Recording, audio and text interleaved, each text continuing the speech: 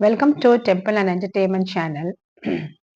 என்னுடைய அன்பான உறவுகளே, நண்பர்களே, உங்க எல்லாருக்கும் ஒரு ஹாய். இன்னைக்கு நான் ஒரு டாபிக் பத்தி பேச போறேன். அது என்னன்னா மௌனம். மௌனமா இருக்கிறதுனால நமக்கு என்னென்ன பலன்கள்லாம் கிடைக்கும் அப்படின்றத பத்தி நான் உங்களுக்கு சொல்றேன். அதாவது ஃபர்ஸ்ட் பாயிண்ட் என்னன்னா, நமக்கு கோபம் வரும்போது நம்ம மௌனமாக இருக்கிறது மிக மிக நல்லது. ஓகேங்களா? செகண்ட் பாயிண்ட், அதாவது நம்ம பேச்ச மதிக்காதவங்க, அதாவது நம்மளுடைய சஜஷன்ஸ் எடுக்காம இருக்கிறவங்க மத்தியில நம்ம மௌனமா இருக்கிறது மிகவும் நல்லது. தேர்ட் பாயிண்ட், நம்ம விட அதிக அறிவு உள்ளவங்க பேசுறாங்கன்னு வச்சுக்கோங்களேன். அவங்க மத்தியில நம்ம இருக்கும்போது, நம்ம நித்த நிதானமா இருந்து அவங்க பேசுறத நமக்கு செவி கொடுத்து கேட்கணும். அந்த இடத்துல நம்ம எதுவும் பேசாம மௌனமா இருக்கிறது நல்லது. 4வது பாயிண்ட், அதாவது துரோகிகள் இருக்காங்க இல்லையா? அதாவது அவங்க நடுவுல நம்ம பயணிக்கும்போது, நம்ம மௌனத்த கடைப்பிடிக்கிறது நல்லது.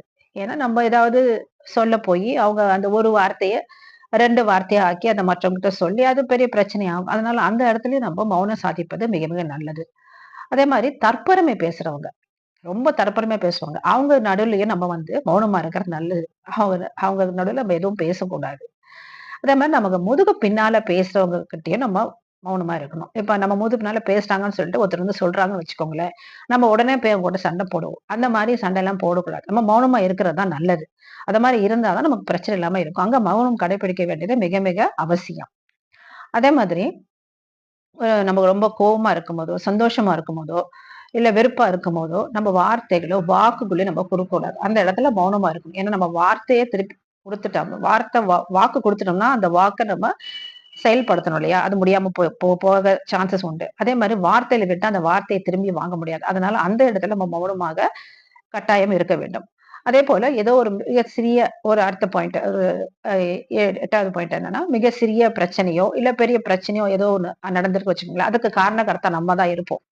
அந்த மாரி இடத்துல நம்ம மௌனமா இருக்கிறது நல்லது. இருந்துட்டு, அதுக்கப்புறம் நம்மள ஆசுவாசப்படுத்திக் கொண்டு, அது என்ன ப்ராப்ளம்ன்றத சொல்லி, அத சார்ட் அவுட் பண்ணி, அத சால்வ் பண்ண பார்க்கணும் நம்ப. இந்த மாரி மௌனத்த நம்ம வாழ்க்கையில கடைபிடிச்சோம்னா, நம்ம எப்பேர்ப்பட்ட சூழ்நிலையில நம்ம நிம்மதியாக வாழலாம். நன்றி. இந்த பதிவு உங்களுக்கு பிடித்திருந்தால், சப்ஸ்கிரைப் பண்ணுங்க என் சேனலுக்கு. லைக் பண்ணுங்க, ஷேர் பண்ணுங்க. நோட்டிஃபிகேஷன் பெல் ஐகான பிரஸ் பண்ணுங்க. அப்பதான் நோட்டிஃபிகேஷன் உங்களுக்கு வரும். நான் போடுற எல்லா வீடியோஸ் நோட்டிஃபிகேஷனும் உங்களுக்கு வரும். நன்றி.